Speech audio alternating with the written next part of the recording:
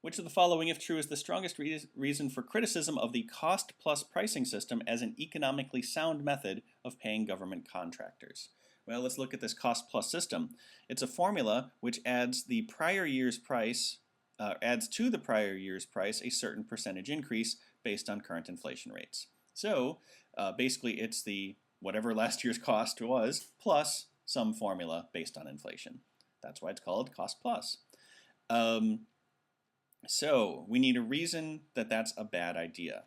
Choice A, the state may continue to pay for inefficient purchases made in the past. Well, if all they're doing is using last year's cost plus inflation, one way or another, or a percentage increase, if the initial purchase was not a good one, if they overpaid initially, they are simply compounding that initially poor purchase as opposed to reevaluating and going with a different supplier. So choice A is pretty tempting.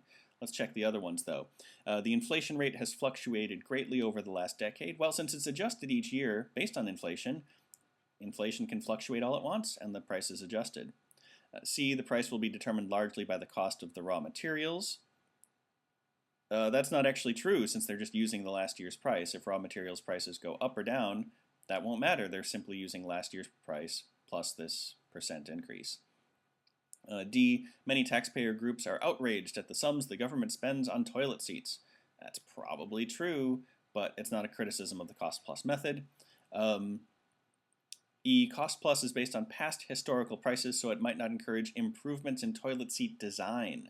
So design is not a factor in economically sound methods of paying. Okay, we really only care about money on this particular question. That's unusual on the GMAT. Usually it's not about money. This one is. So improvements in design are outside the scope of the passage. That leaves us with choice A, continuing to pay for inefficient purchases made in the past.